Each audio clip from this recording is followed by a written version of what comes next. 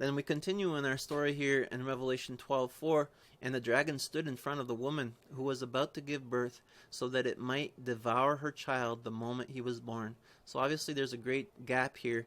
I don't think he was thrown down right before the birth of Jesus. That doesn't make any sense.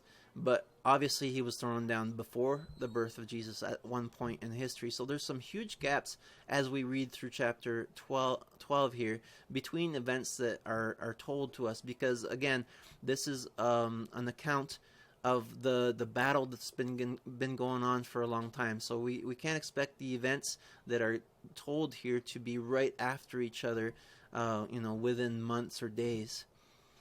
But here we have the dragon who wants to eat up the child, Jesus the Christ. And this, of course, we can read about in Matthew 2:16. When Herod realized that he had been outwitted by the Magi, he was furious, and he gave order to kill all the boys in Bethlehem and its vicinity who were 2 years old and under, in accordance with the time he had learned from the Magi. So we have Satan here at work through King Herod, and he's killing all these babies because he wants to get rid of Christ. We know that Jesus was kept safe from him, and Mary was kept safe, and Joseph was kept safe because they fled to Egypt. Revelation 12:6, it says, the woman fled into the wilderness to a place prepared for her by God, where she might be taken care of for 1,260 days. There's two places in Revelation 12 where the woman is protected for 3.5 years. Right here, she's protected, and I think it's talking about Mary herself, and basically it's a protection over Jesus as they flee into Egypt. That's the first place. But then in Revelation 12:14, we're talking about the woman being taken away on eagle's wings, and I believe that's a reference to the people of Israel and not the woman herself, Mary. And in the end, it doesn't really matter if we get all these events exactly right, because we absolutely understand that this is the battle between Israel and the kingdom of Satan. Listen to what happens in Matthew 2:13-15. When they had gone, an angel of the Lord appeared to Joseph in a dream. Get up, he said, take the child and his mother and escape to Egypt. Stay there until I tell you, for Herod is going to search for the child to kill him. So he got up, took the child and his mother during the night, and left for Egypt, where he stayed until the death of Herod. And so was fulfilled what the Lord had said through the prophet, out of Egypt I called my son. Mary and Joseph and Jesus flee to Egypt here. And this could be what it's talking about in Revelation 12:6, where the woman, talking about the specific woman, Mary, with her child, are kept safe for 1,260 days. I don't think anybody can really say for sure how long they were in Egypt, and I don't see why we would not think that it was 3.5 years. At the time where this baby is born, where this baby has been kept safe, and also this baby has been raptured up, at this point there's a huge battle going on, and Satan is thrown down on earth. So Revelation 12:7-12, then war broke out in heaven. Michael and his angels fought against the dragon, and the dragon and his angels fought back, but he was not strong enough, and they lost their place in heaven. The great dragon was hurled down, the ancient serpent called the devil, or Satan, who leads the whole world astray. He was hurled to the earth, and his angels with him. Then I heard a loud voice in heaven say, now have come the salvation and the power and the kingdom of our God and the authority of his Messiah. For the accuser of our brothers and sisters who accused them before our God day and night has been hurled down. They triumphed over him by the blood of the Lamb and by the word of their testimony. They did not love their lives so much as to shrink from death. Therefore rejoice, you heavens, and you who dwell in them. But woe to the earth and the sea, because the devil has gone down to you. He is filled with fury, because he knows that his time is short. Satan here is thrown down again, and of course the big question is, when did this happen? Before he was thrown down at this point, he was able to accuse the brethren day and night before the throne. After he was hurled down, he could no longer do that. After he was hurled down, we have people who triumph over him by the blood of the Lamb. So the Lamb has already arrived at this point, and his blood has been shed, and they triumph over him by the blood of the Lamb. This is a reference to the church. After Jesus died and rose again and the church started to spread, there was a great persecution, and there has been throughout the ages. And the true believers, they have triumphed over Satan by testifying for Jesus, and they have died, and they were willing to die throughout the ages. So they are to rejoice. But Satan, at that point, is on earth, and he knows that his time is short, and he's going to do his best to bring about his kingdom.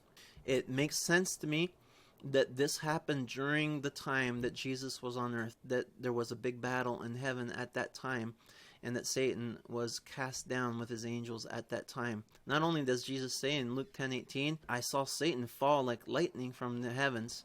After he had sent out the 72 disciples, and they were casting out demons, and they were testifying and healing people. Whenever there's a battle here on earth, there's also a battle going on up in heaven. You know, the angels are also battling it out. We see that clearly in the book of Daniel.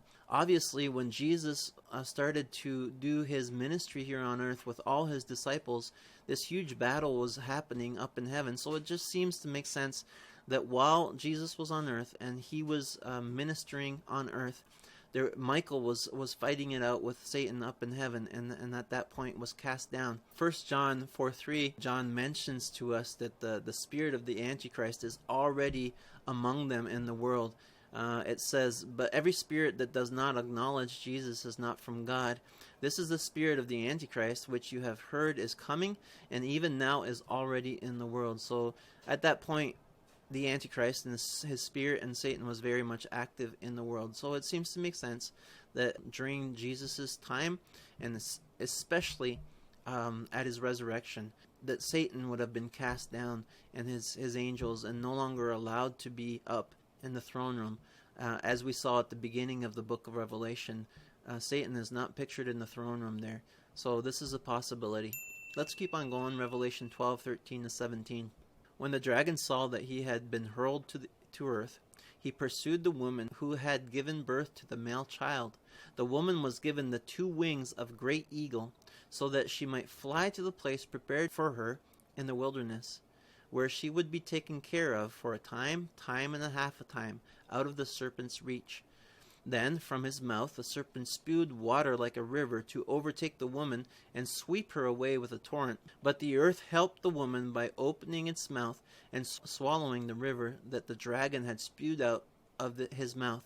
Then the dragon was enraged at the woman and went off to wage war against the rest of her offspring, those who keep God's commands and hold fast their testimony about Jesus. It seems to me that now we're talking about the people of Israel being taken away physically, so not by eagle's wings, but they're being protected supernaturally by God. And the reason we would think that this is the people of Israel is because what is written in Exodus 19:3-4.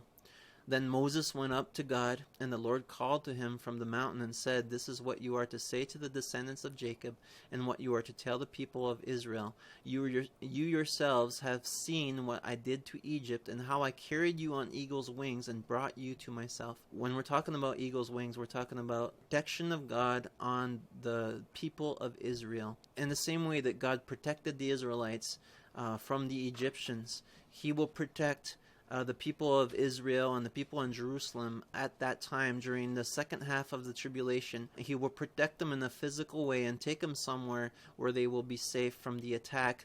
There is a gap here between verse 13 and 14. Verse 13 says, When the dragon saw that he had been hurled to the earth, he pursued the woman who had given birth to a male child. This is what has been happening since 70 AD or even before. So once Jesus was taken up, the church started, but Satan was still angry with the woman, and he was going after Israel, and God allowed that. God allowed them to be punished because they rejected their Messiah. So they were spread across the earth, and we know all the problems that they have had and how they're hated by all nations. And this is verse 13. But then a huge gap happens there, and then verse 14, again, Satan is coming after them here, and they are protected. He's coming after them very specifically in verse 15, and they are protected very specifically in verse 14. and they're helped out by the earth in some way, which I think could be a reference to what happens in the book of Zechariah. And during the battle of Armageddon, when all the nations gather around and they're coming after the Israel and Jerusalem, this is what happens in Zechariah 14:1-5. A day of the Lord is coming, Jerusalem, when your possessions will be plundered and divided up within your very walls. I will gather all the nations to Jerusalem to fight against it. The city will be captured, the houses ransacked, and the women raped. Half of the city will go into exile, but the rest of the people will not be taken from the city. Then the Lord will go out and fight against those nations as he fights on a day of battle. On that day his feet will stand on the Mount of Olives, east of Jerusalem, and the Mount of Olives will split in two from east to west, forming a great valley, with half of the mountain moving north and half moving south. And you will flee by my mountain valley, for it will extend to Azel. You will flee as you fled from the earthquake in the days of Uzziah, king of Judah. Then the Lord my God will come, and all the holy ones with him. Here we have some physical happening that will save some of the people living in Jerusalem. When all Satan's army surround Jerusalem and they're attacking him, God himself will come, and there will be an earthquake, and the Mount of Olives will split, and some of the people will be able to run off, and they will be able to flee through the mountains and be protected. And so this is possibly what is referenced here in verse 16. But the earth helped the woman by opening its mouth, swallowing up the river that the dragon has spewed out of his mouth. But the mountain actually opens up to allow them to be taken away by wings of eagles. Finally, verse 17 of Revelation 12, it says, the dragon was enraged at the woman and went off to wage war against the rest of her offspring, those who keep God's commands and hold fast their testimony about Jesus. So as some were protected in Jerusalem, the Mount of Olives was split in half, and they were protected, they were able to flee.